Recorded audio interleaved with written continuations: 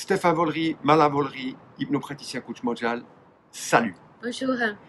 On prend l'opportunité ici, depuis Cannes, où nous sommes pour quelques jours de repos, où on est en train de préparer un séminaire. Et à cette occasion, on vous avait promis, lors d'une précédente vidéo, de vous donner 3 astuces par rapport au Feng Shui. Qu'est-ce que le Feng Shui peut apporter et surtout, qu'est-ce que ça peut engendrer comme qualité de vie. Alors, je vous rappelle juste qu'est-ce que c'est le Feng Shui avant qu'on vous donne les 3 astuces. Le Feng Shui, c'est tout simplement l'harmonisation entre soi-même et tout ce qui nous entoure, que ce soit les personnes ou les objets.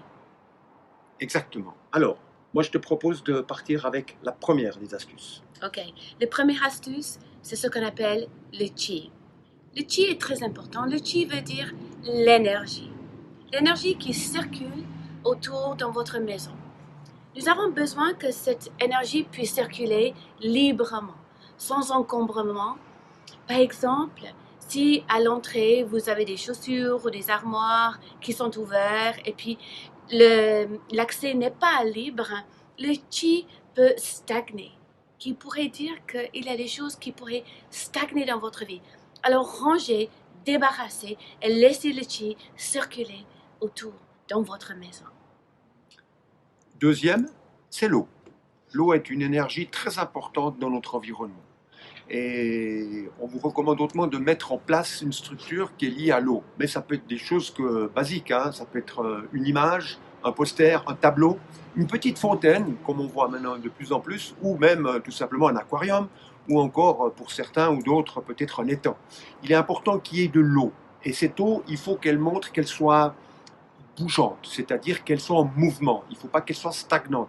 Il est important que vous puissiez avoir une fontaine qui coule un petit peu, avoir un aquarium par exemple avec le capot ou la fenêtre par-dessus le couvercle qui soit ouverte pour que tout ça fonctionne avec une petite pompe. Il ne faut pas que l'eau ne bouge pas. Important de l'eau qui soit en mouvement dans votre lieu d'habitation. Ça c'était le deuxième. Finalement le troisième. Le troisième, c'est tout simplement par rapport à vos portes et puis vos fenêtres. Si vous avez une porte, il faut que ça puisse s'ouvrir complètement sans qu'il y ait quelque chose derrière la porte.